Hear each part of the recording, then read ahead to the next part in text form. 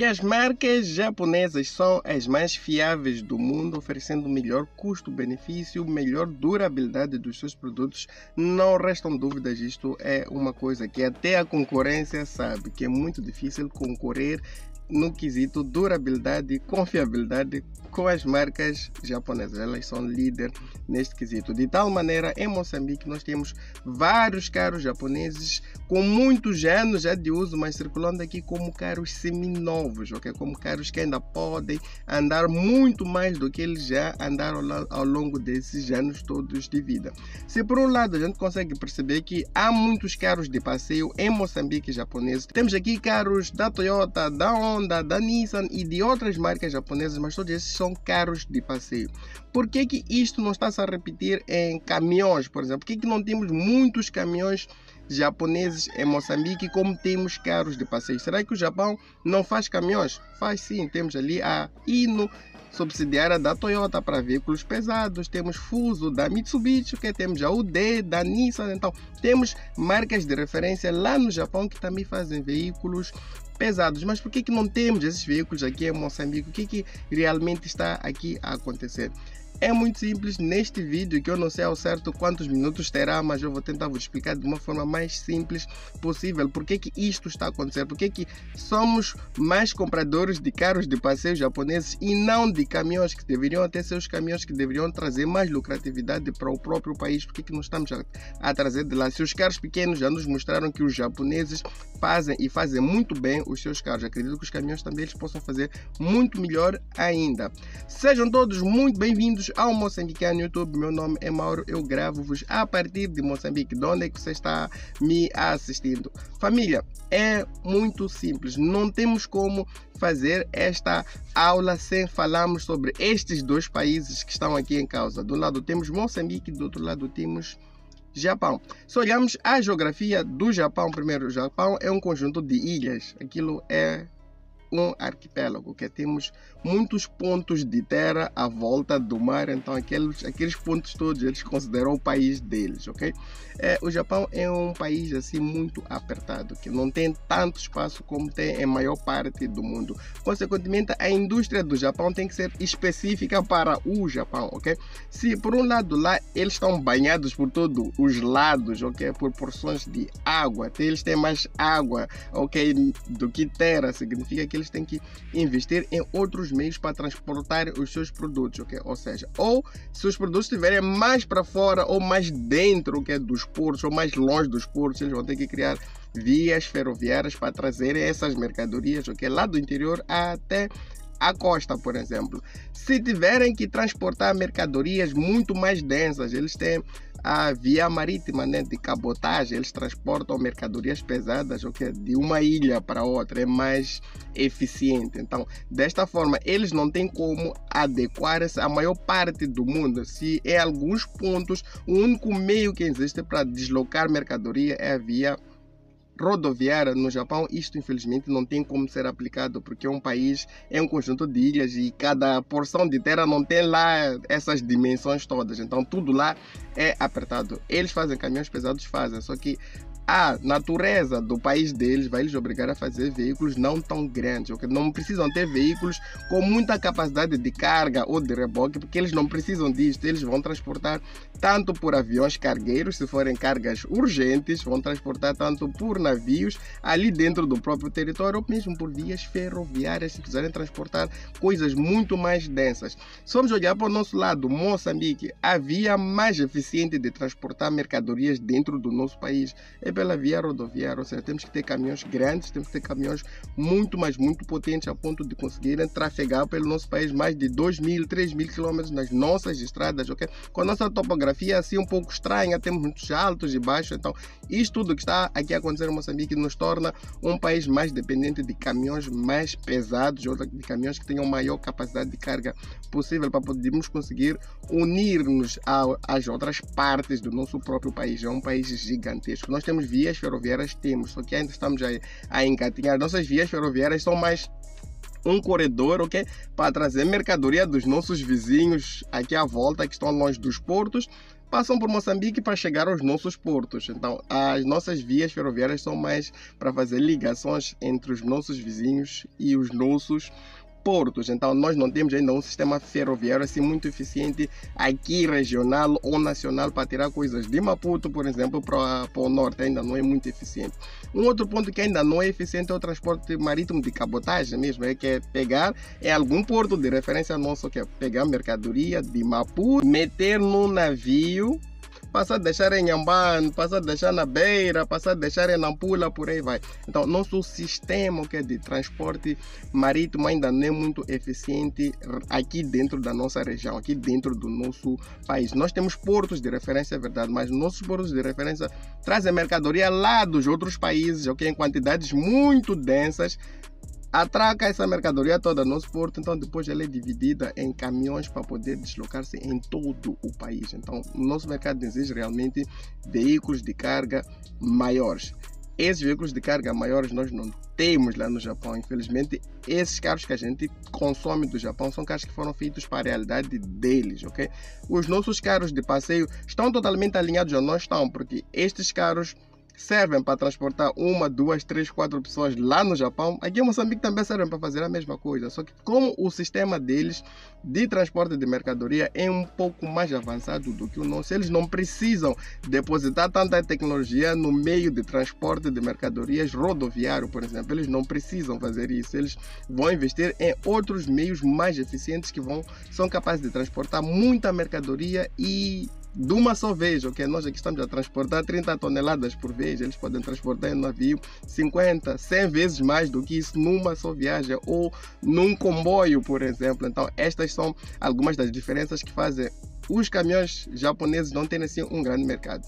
Por outro lado, nós temos os caminhões japoneses assim de mais leves e médios, né, ok? Não tão pesados assim, desde pelo menos da classe 1, né, são caminhões leves ou são caminhonetas até 3,5 toneladas de peso bruto total. Os japoneses ainda são referência em Moçambique. Eles conseguem atuar nesse segmento até por volta de 26 toneladas de peso bruto total, ok? São veículos de até 3 eixos, mais ou menos. Então, a partir de 3,5 toneladas até 26 toneladas, os japoneses ainda têm uma presença até que significante no nosso mercado. Mas acima disso, 48 toneladas, 56 toneladas, infelizmente eles não têm propostas adequadas para a nossa realidade. Como nós estamos a comprar caminhões usados, ok? Se tivesse a comprar 0 km, eles produzem veículos pesados 0 km para países que precisam desses veículos. Só que nós estamos a aproveitar veículos que foram feitos para a realidade do Japão, só que hoje estão a ser descontinuados lá. Então, não são aplicados para a nossa realidade. Nós estamos a investir praticamente a 100% no meio rodoviário para podermos movimentar o país. Então, as condições ou os veículos que os japoneses têm para nos oferecer neste momento para transporte de grandes mercadorias, de grandes volumes, neste momento ainda não é alinhado ao nosso mercado. Por volta dos anos 80, assim, nos meados, nós tínhamos caminhões pesados. Alguns deles até eram frutos do período colonial, né, aqui em Moçambique. Alguns ficaram aqui e fomos usando esses caminhões. Mas começamos a comprar alguns também assim mais obsoletos da África do Sul. Então esses caminhões também ajudavam-nos a deslocar a mercadoria. Mais concretamente nos anos 90, quando as importações assim começaram a ficar oficializadas, ok? Começamos a importar caminhões lá dos Estados Unidos, a série Freightliner International, okay? Ou Volvo americana, né? Temos a Volvo europeia, a Volvo americana, tem a mesma marca, mas tem donos diferentes e tem tecnologia de construção também diferente. Então, começamos a consumir esses caminhões. Esses caminhões aqui em Moçambique podiam ter o peso bruto máximo, ok? Estamos aqui a falar de 48 toneladas. Então, tínhamos uma carga útil mais ou menos de 30 toneladas. É o máximo que nós podíamos transportar em Moçambique até bem pouco tempo atrás. Então, esses caminhões dominaram praticamente o mercado nacional. Não se falava de mais nada senão caminhões americanos para deslocar mercadoria aqui aqui dentro de Moçambique. Tiveram uma hegemonia de mais de 3 décadas, ao próximo disso aí só se falava mesmo de caminhões americanos para transportar mercadorias cá em Moçambique. Eles vinham de muito longe, ok, com direção no lado oposto, mas mesmo assim teve que existir um arranjo na nossa própria legislação para podermos circular com esses caminhões, mesmo com volante do lado esquerdo, porque era a única coisa que nós tínhamos. Nós não fabricamos caminhões, não fabricamos essas coisas todas. Então tínhamos esses caminhões disponíveis para poderem movimentar a nossa economia. Então tivemos que criar algumas lacunas para deixar esses caminhões não necessariamente alinhados à nossa legislação trabalhar ou movimentar a economia do nosso país. Isso tudo veio a mudar recentemente. Pronto, hoje em dia já é possível que transportamos em Moçambique veículos com até 56 toneladas de peso bruto total. Só que tem um porém aí. O comprimento máximo são 22 metros. Os caminhões americanos que tinham hegemonia durante mais de 3 décadas já não estão necessariamente alinhados a este novo critério que foi aberto em Moçambique, que podemos carregar um peso bruto combinado de 56 toneladas. 22 metros de comprimento máximo. Só que na nossa legislação nós medimos a composição toda. Nós medimos a partir de onde começa a cabine do caminhão até onde termina necessariamente o implemento que estamos a puxar. Então os caminhões americanos, como tem cabine recuada, significa que o motor fica à frente do motorista, então aquilo acaba roubando espaço. Então esses caminhões não tem como puxar 2 implementos, ok? Não tem como puxar duas estrelas. Então eles, se tentassem puxar 2 estrelas, estariam acima de 22 metros. Então, dessa forma, esses caminhões começaram a ficar obsoletos para a necessidade que estava a ser aberta em Moçambique. De tal maneira, acabamos tendo que recorrer aos caminhões europeus, que antigamente eram tidos como caminhões problemáticos, mais difíceis de manter, não eram tropicalizados, não eram alinhados à realidade moçambicana, só que acabou sendo a única forma de podermos aproveitar essa nova brecha que a legislação estava ali a abrir, que podíamos transportar mais coisas numa única viagem. Então, como os caminhões europeus geralmente têm cabine avançada, significa que o motor está logo ali embaixo da cabine, então esses caminhões sim podem puxar 2 implementos e terem um comprimento máximo total que não vai exceder os 22 metros. Então, significa que numa única viagem, para um operador de transporte de carga em Moçambique, numa única viagem ele consegue levar talvez mais 7, mais 8 toneladas nessa única viagem. Então, acabaram sendo descontinuados os caminhões americanos com cabine recuada, porque eles só estavam limitados, embora tivessem até motores bons, tinham motores Caterpillar, Detorte, diesel, tinham Camis, por exemplo, eram motores com uma referência muito grande no mercado americano, só que a configuração da cabine desses caminhões não lhes permitia puxar mais, não pela falta de potência, mas por causa do comprimento total deles. Então já não era possível ser isto aplicado, ok? Uma delas até continua sobrevivendo, assim, engatinhando um bocadinho, que é o Freightliner Argos. Esse acabou adaptando-se à nova realidade, então a Freightliner teve que criar um caminhão que tivesse cabine avançada, justamente para poder se adequar a alguns mercados à volta do mundo. Lá nos Estados Unidos só conta-se o comprimento do implemento, não conta-se a cabine. A cabine é uma coisa, a cabine pode ter 10 metros se for possível, só vão contar só o implemento, quantos metros de implemento tem. Só que a maior parte do mundo a legislação obriga o comprimento total da composição. Então temos ali o Argos, que ainda sobrevive, temos o International também, que ainda está aí a sobreviver, mas o mercado moçambicano hoje em dia está praticamente a ser esmagado pelos caminhões europeus. Está cheio de caminhões europeus cá em Moçambique, então eles estão muito mais alinhados à nossa nova brecha de podermos ter peso bruto máximo nas nossas estradas de 56 toneladas. Agora, os caminhões japoneses são caminhões que, como a necessidade do país deles não lhes obriga a ter que transportar grandes coisas, os seus motores, apesar de serem modernos e eficientes, podem não suportar puxar tanto peso.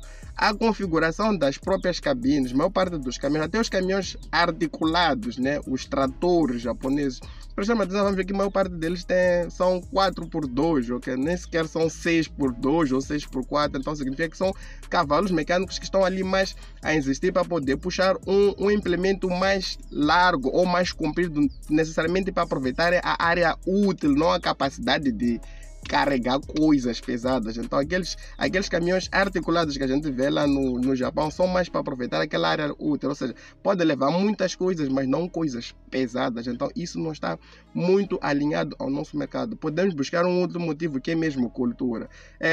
Na cultura moçambicana, mais ou menos 20, 25 anos, caminhão para fazer viagem. Eram caminhões americanos, porque eram tidos como robustos, aguentavam qualquer coisa. E esses nossos carros japoneses eram tidos como carros mais frágeis. Os próprios turismos, quando começaram a aparecer aqui, chamavam eles de Dubaizinhos, pareciam carros de plástico, pareciam carros frágeis, carros que a qualquer momento pudessem estragar-se. Então, imagine para quem pensa isso, ou imagine para um país que tem isto como cultura, achando que os carros japoneses são frágeis. Imagina, estas pessoas seriam elas mesmas a comprarem caminhões japoneses para fazer um transporte de 30 toneladas à volta desse país todo aqui? Provavelmente não. Então os caminhões americanos foram a primeira saída para poder fazer esta ligação de Moçambique, né, por todo o lado. Nosso país é muito grande, então as coisas começam aqui em Maputo, mas tem que subir elas todas lá para as outras províncias. Então os caminhões americanos conseguiram ser os pioneiros a fazerem esta ligação de mercadorias do sul para o norte, do norte